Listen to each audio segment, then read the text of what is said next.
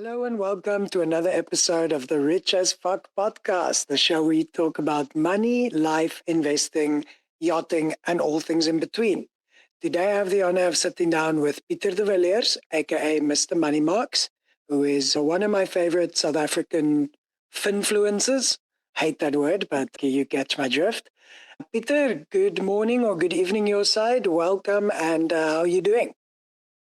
Thank you so much, Charl, for having me. I'm very well, thank you. And I'm very excited about our conversation today. It's a very interesting field of financial planning where yachties find themselves in. So I'm very excited about the conversation tonight. Awesome. And for those that don't know you, just give us a little bit of background. Yeah, so I'm a South African financial planner and content creator. Originally, I was a veterinarian. I probably still am, but I switched careers.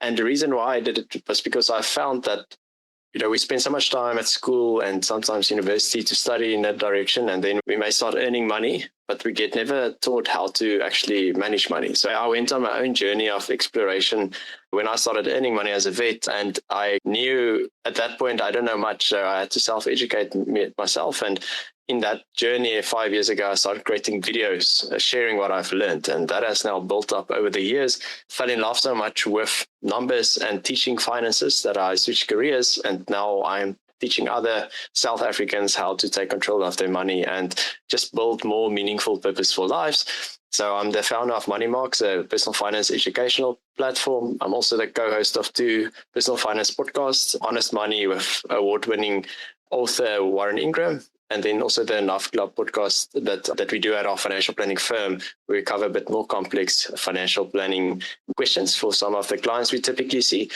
And then I also have a investing course for those that want to follow a structured framework to start their own investment plan. So it's a combination of education, coaching, and financial planning that we try and service and serve so many people as possible in South Africa to just help them take control of their financial futures.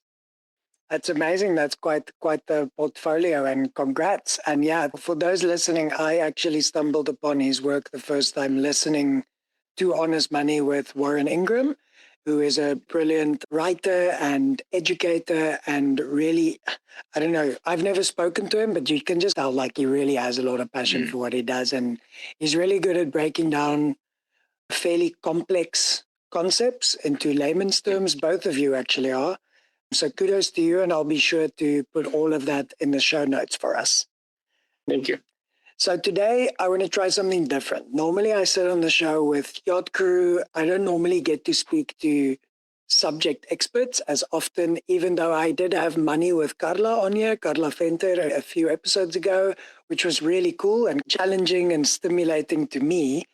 So today what I want to do is I want to put Pieter in the shoes of a yachty, and how you would approach this very bizarre yet fun and entertaining industry, but in a money lens. So to give you some context, and all the yachties listening, I will try and summarize what we do in less than a minute.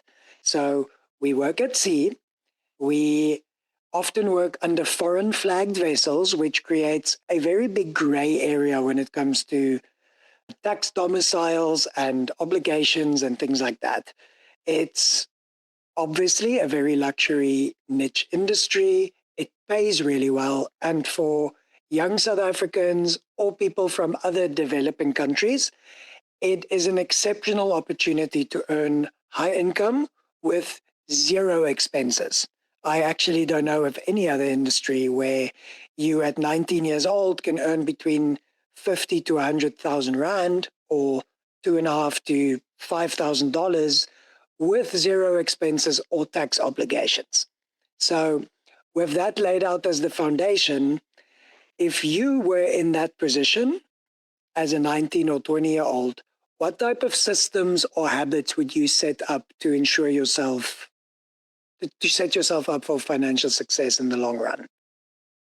Yeah, I mean, that's an amazing position to start from. Sure. At 19, 20, earning that money, I mean, your biggest wealth building tool is always going to be your income, money, what is coming into your pocket.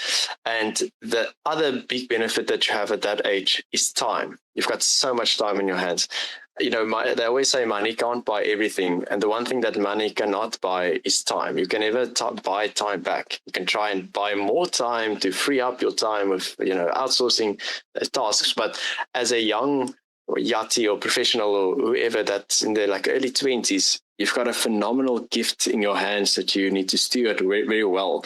And I know that the income, you painted a very nice and colorful picture for us, but it does also come with a lot of hard work, right? It's tough work. I wasn't a yachty. I sometimes wish I were, knowing what I know now. I'm not 19 anymore. You can see the receding hairline. I had more hair then. But yes, there's a few things that comes to mind. So I work with people all the way from those that start out with their financial planning journeys to those that have built 8-figure investment portfolios. In South Africa, that's north of 10 million. But the actual principles of becoming a successful investor and to build true wealth is actually very similar whether you start out or you've got many millions in the bank. Some people have more money they can ever spend. And I think that is what I will focus on first. The one component to that is education. So you need to learn about money. The school system will probably not teach you that. I hope it will one day. I'm working on it, trying to build a curriculum. But at this current state, it probably is not. And the great thing about financial education, it's so accessible. You've got disposable income to go and buy books. So there's great authors. We can maybe put a few titles in the show notes that's easy to consume. Content creators like Dave Ramsey in America, Ramit Sethi in South Africa, Warren Ingram. In fact, the first finance book I read was from Warren Ingram. So it's a very nice full circle to be doing the podcast with him now. And that is step one, is just to consume financial education. And I know for some it comes easy and for others it doesn't. For some it might feel boring, but the opportunities it's going to present for you later on in life by doing the simple things right early on and doing it consistently over time, building good habits, is going to create so much more purposeful living opportunities for you and your family if you start on the right foot. Because it's not always making a massive heroic decision with money, choosing one share that goes to the moon. It doesn't really work like that. It's mostly avoiding big mistakes that could cost you hundreds of thousands over time, and doing the simple things right consistently. So if I have to put it in practical terms, Dave Ramsey has this 7 baby step framework that he created for Americans, and I adapted that to a South African version of the 10 baby steps, but it's more or less the same. It follows the same principle. So step 1 would always be to have a budget. And I know we don't always like the word budget because a budget feels like this restrictive thing, but more so as a conscious spending plan. Because as a yachty earning that amount, it's not only the income you earn, but it's the disposable income you have. Because let's compare a salary of 50,000 in South Africa where you're taxed, you're probably going to be left with maybe 35 to 40,000, and then there's expenses coming off, and you may be lucky to have 5 to 10,000, maybe 15 able to invest. In your case, you probably not paying tax depending on where you are. And like you said, most of your expenses are covered. So your disposable income, your wealth building machine is extremely powerful. Yeah. But you need to know where that money is actually flowing. And most likely you will have expenses, right? You are going to travel to different places and you want to have fun. So it's not all about restriction and just investing everything. You need to balance it out. And that's what a conscious spending plan means. It's identifying what is important to me, what do I find value in, what brings meaning to my life, spend money on that, but also set money aside so that you have money available to invest. If you have bad debt, let's say you, for some reason, had to take out many credit cards, overdrafts, personal loans, for whatever reason, those interest rates are very high. There's probably no investment you'll ever make that can beat those rates. So pay that off, get that smashed out. With that level of disposable income, you're in a very strong position to do that. And then the third step of laying your foundation for the future is building an emergency fund. Emergency fund is going to serve the purpose of covering your expenses if you are not able to earn an income, and potentially if there's a big emergency at home. Maybe you have financial dependents, a family that's dependent on you, and something happens there, the geyser bursts or the car breaks down and you need to send money, then you've got that liquid money that can provide for that. So I'd say those are the 3 main things to get in place and to understand well And that doesn't change if you are 19 or 90. The rules doesn't change, because before you even think about investing and growing money and building wealth, if you don't have that foundation in place, not only the technical stuff of the money we put into the account, but also the behavior around it. Like, I know that I need to spend less than I earn and invest the difference. If you can form and mold those habits early on in life, then it doesn't really matter what you're going to earn later on in life. Those habits will continue to compound and it will be amplified by time. So I would say, like, firstly, education, because you need to know what does all of this mean and how to do it. And many people have different strategies, but it boils down to those first 3 steps. And then finding a system that works for you. There are many apps that makes it easy and almost gamified to put a budget together. And an emergency fund could be as simple as a savings account in your bank. Most of you guys probably have a multi-currency wallet that can contain dollars and pounds and rands and euros. So that's perfect. That's good enough. That would be my first focus. And then you can move into phase 2 of building wealth.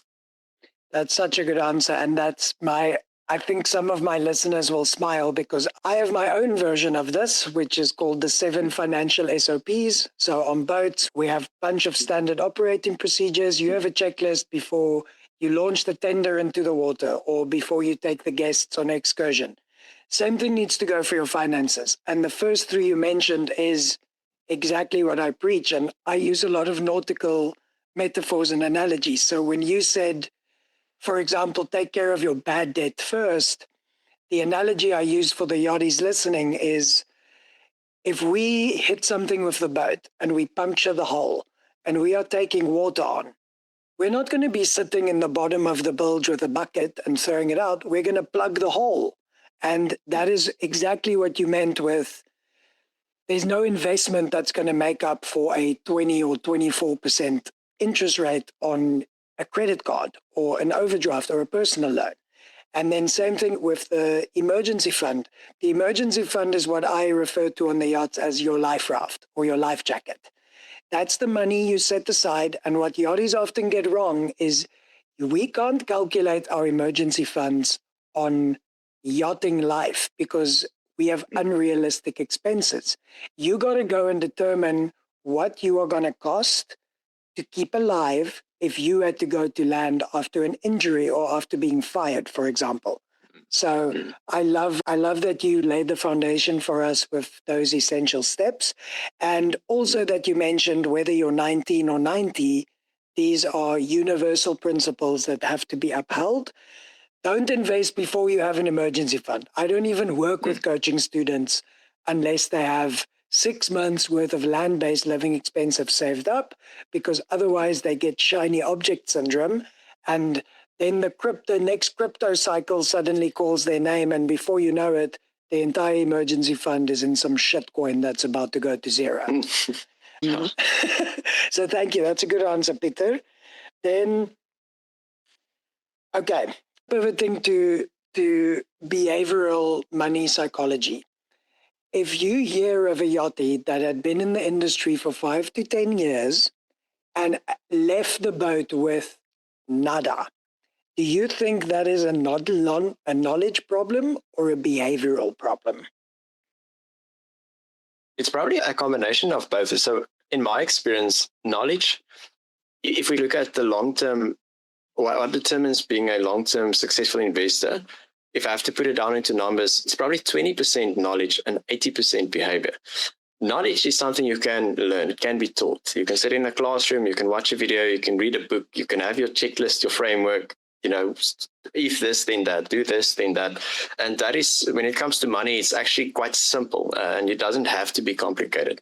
In fact, if your plan is too exciting, your investing plan is too exciting, there's probably something wrong. Your plan should be simple and your life should be exciting. So the knowledge component, that might take a little bit of effort just to learn about. But again, there's so many great resources. Most of that is for freely available. Some you may invest a little bit to buy books, and sometimes courses or coaching, like you mentioned, would be well worth the effort to just get you on the right track. And then you can take it from there. Probably the thing that I would say that influence people's outcomes the most is the behavioral component, because you might know what to do, but you still have to decide to go and do it. If you're like ignorant to the fact that, just living in the moment, what's the use? I probably won't get old. Well, but if you do, working on a yacht, I suppose there are risks that you have to think about. And that's actually very important risks that you need to mitigate against. But yes, if you kind of use this example of someone that has been grafting, I'll use your language, grafting their ass for 5 years here on the yacht, working extremely long hours and really like giving their everything, and they've got nothing to show for it when they get home. That's very sad to me to think about, because it's really the opportunity cost. It's not only at that moment that you don't have anything, it's the opportunity cost of what it could have been in 10, 20, 30 years if you had actually invested. And our human minds don't think like that. We think linearly, like in a straight line. If this and that, we don't think exponentially. Yeah. And that is, it's almost like magic when you think about exponential numbers. Albert Einstein called it the eighth wonder of the world, because in the beginning, like first 5 years of investing, you don't really see much progress. It's very little. And then 5 to 10, you start seeing something. 10 to 20, you start getting more than what you put in. And then from 20 to 30, 30 to 40, that thing just runs off the heels. Yeah. And starting early just gives you so much more leeway than starting later, because that time that your money is in the market and the compounding, your money making more money babies, is going to be so much more beneficial than investing more later on and being under pressure later on in life to have to work hard and earn more. So I think probably behavior, there's always the case that someone just didn't know, or maybe someone did give them advice and it was poor advice, or they got sold expensive products. I'm sure there's many different reasons why that could happen. But your money, your life, you have to take ownership of your finances. Sure, it's good to speak to people and it's good to seek advice and to seek guidance. But at the end of the day, it's your money, it's your responsibility to take ownership. And the thing that I also find that for many people that feels very overwhelmed by money, which it can definitely be. The financial industry doesn't help with all the jargon, making everything so bloody difficult to understand.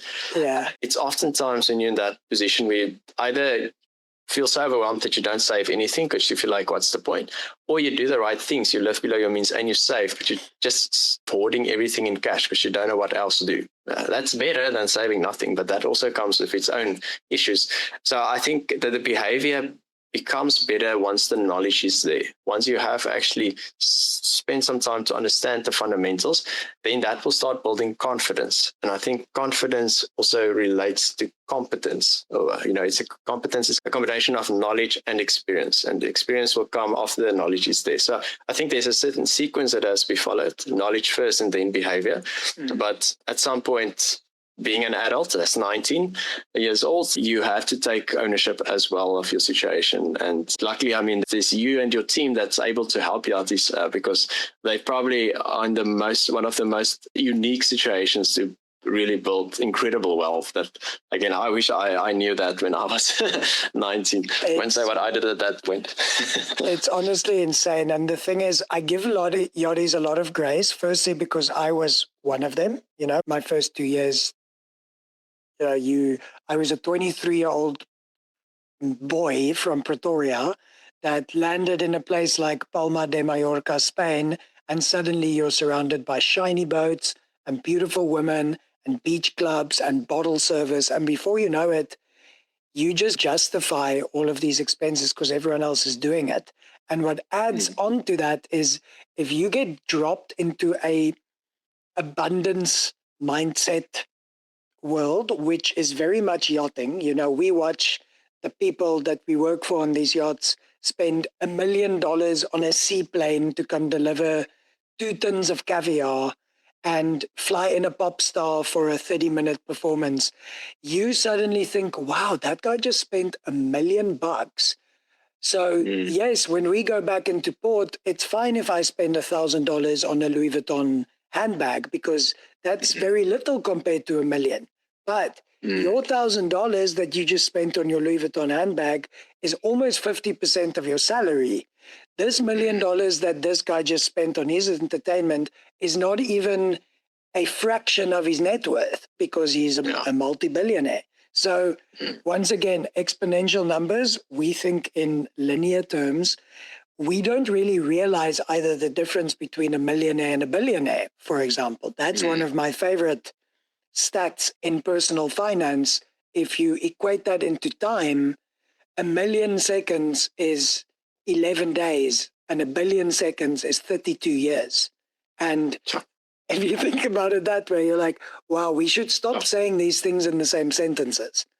So yes, I agree with you. Very much stems from knowledge and a failure on the education system. And this is not just the dig at South Africa. This happens in America. This happens in Europe. They teach us how to calculate the square root of a parallelogram, but they can't show me how to do my taxes. You failed us. So hopefully Mr. Money Marx can create an international curriculum for personal finance.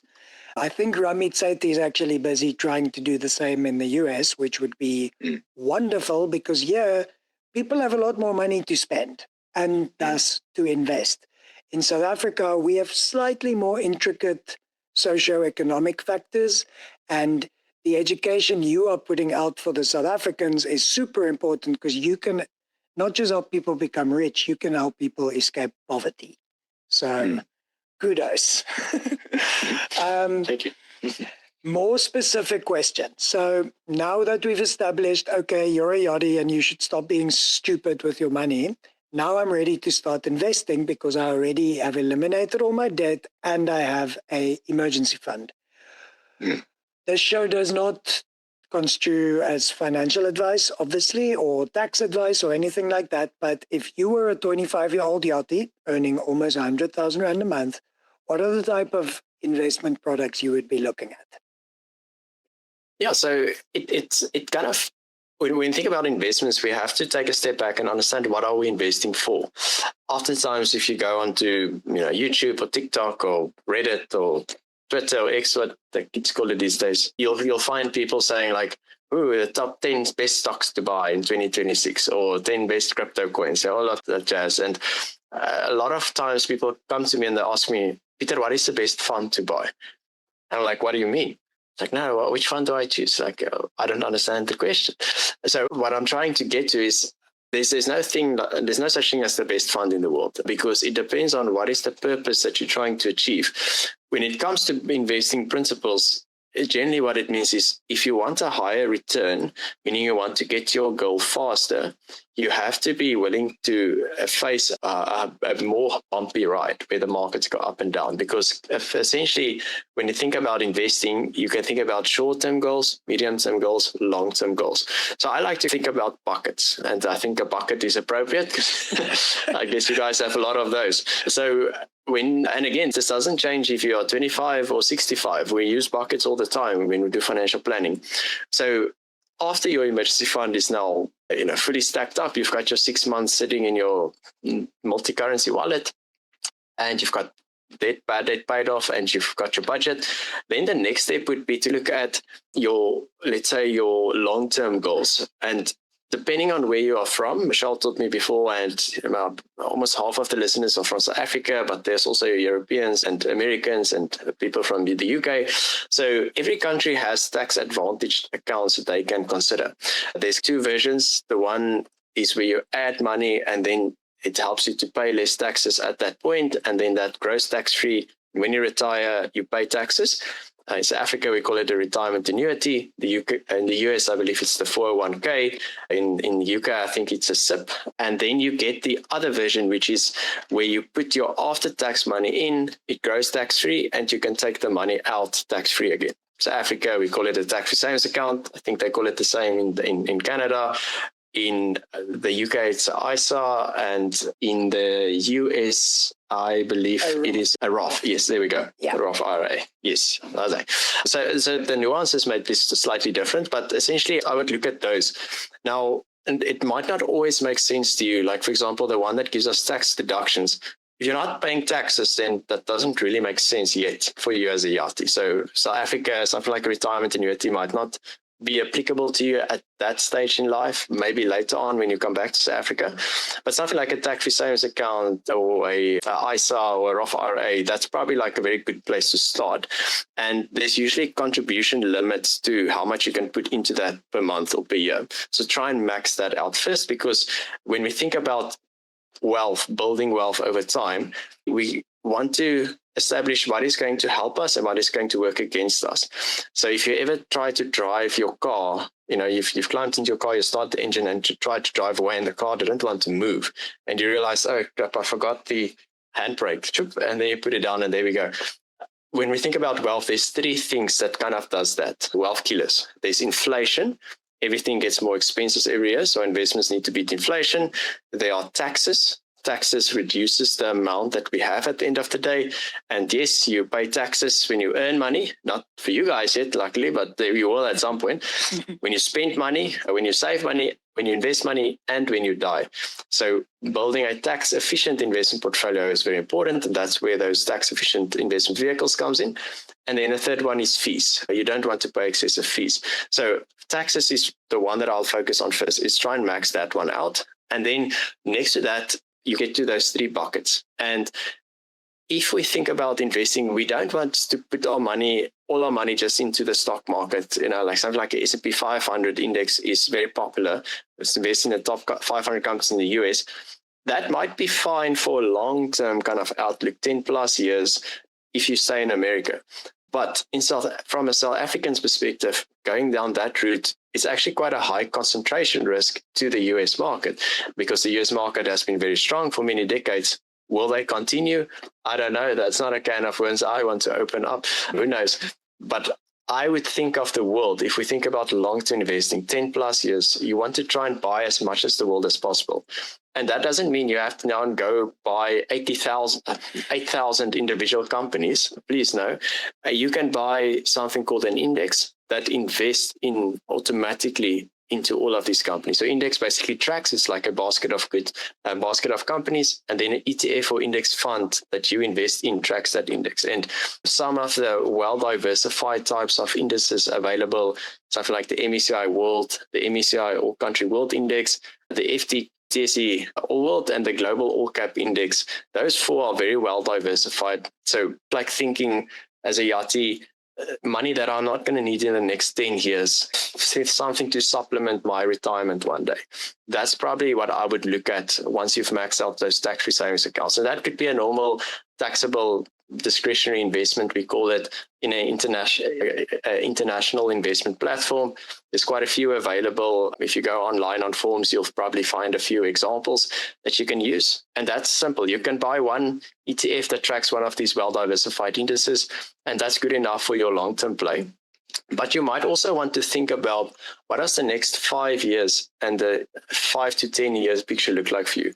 Because I know you all have a good time there, earning good money and having parties. But trust me, once you hit the 30, it's not so fun anymore. You're going to get old, like me. Not want to stay up until 2 o'clock anymore. 9 o'clock, it's bedtime. So at some point, you're going to have to come back, probably. Probably not everyone, but most of you probably will. And you have to start thinking, what does that picture look like? Now, you might come back and say, well, listen, I want to go study now. Figured out what I want to do in life. Okay, cool. That's a 4-year degree. How are you going to pay for that? So that might become a short-term goal where you don't necessarily put the money for that goal into the markets, because if the markets are very volatile, it goes up and down. It's very bumpy. And what might happen is, if you put all of your savings there for something that you're going to need in the next 5 years, then there might be a market crash just when you come back home. There might be a war, that we're currently seeing. And then you lose 30% of your investments, and now you can't study a 3-year degree, you can only study 2 years. Yeah. You don't want that to happen. So for those short term, that first bucket, it's also simple. You can think about like a cash, a money market, a little bit of bonds, a little bit of equity. Like typically in South Africa, we'll call it something like a low equity type of investment, up into 40% equity. It won't go higher than that. And then some sort of index fund that will give you that combo. You might also decide, I don't want to go study, I'm going to start a business. Well, you need capital to start a business. You maybe want to bootstrap that business. You don't want to take out a loan or get investors. So build up that fund. And maybe you want to come back and buy a house, an investment property. that costs money. So you have to think about the goals, sit down and write down what it is. What does the picture look like when you come back? And then have a portion that you keep aside in savings to make sure that you can fund those goals and start building it up, and a portion for the long-term investors, long-term investing that's 10 plus years away, that you're just going to add money to this. If the markets go up or down or sideways or in circles, you don't care, because that long-term investing is supposed to take care of you later on in life in the future. So I'll split it into those two, short-term and long-term. And short-term, don't take a lot of risk. If you really want to keep it very simple, cash is also still fine for that type of goal. And long-term, a well-diversified index, I probably won't choose one that's just concentrated in my home country, because that's concentration risk. So even something like the NASDAQ 100, S&P 500, I feel a little bit too uncomfortable putting all my money there, just because that is very concentrated to the US. But something like the MSCI World is a very nice, well-diversified. Now I get exposure to Europe and Canada and Australia. And if you add one of the other indices, you even get exposure to emerging countries like China and India. So just buy the entire world. That's a very good long-term play, and it's a very easy thing to do, because you buy one ETF and it basically buys all the companies in the world for you. If you go onto those high, in this case, the global all cap index, it's a very nice one. Yeah, that's wonderful input. And yeah, I think once they invented it, I believe it was John Bogle, the founder of Vanguard, that was the mastermind behind index funds. And it's, there's still time and place for financial advisors. Of course, there's a lot of nuance in the topic, but I think introducing that into markets has proved that, okay, maybe I don't need to pay a fortune on fees for an active manager who will most likely in the long term underperform the index in any way. So that is something that I preach for, but I always put the caveat there, everyone, I don't like just shit on financial advisors all day. There's a time and a place. And when it's time for, if you've built a fairly large portfolio and you need to start thinking about things like continuity and estate planning and, or your immigrant, I'm in the process of my financial immigration from South Africa to the US. It's extremely complex. And even though I'm a big money nerd, I am not going to be reading all the textbooks. I would rather pay a professional and make sure that it gets done properly. But yes, the diversification around the world, that's great. And I think sometimes people think, but they say you get like 7-8%, and my buddy just did 50% in crypto overnight. You're like, guys, once again, your biggest multiplier is your time. So use your time and be okay with 7 to 8%, because like Pieter mentioned earlier, in the first 5 years, it doesn't look like much. But eventually in years 20 to 30 and 30 to 40, it's going to go parabolic. So just stay the course, stay patient, live below your means. And Yacht is just so easy for us to do because we have so much disposable income. So stop partying it all away. Now, to wrap up, I'm going to hit you with a quick few rapid fire questions. Are you ready? Yeah. Which product would you advise yacht crew to avoid with caution? So products, that's a tough one. It depends where you come from, but I would just look at the fees with anything you get sold to. So some things you might need, like insurances as a yachty, if you fall off the boat and break an arm, sure, you need insurance, income protection for that. And if you've got financial dependence, maybe something like life cover might be needed. When it comes to investing, I agree with you. As a young person, your plan shouldn't be complicated. You can take out investments at a very low cost, less than 1%, in some countries less than 0.5%. And that's good enough with international brokerage platforms.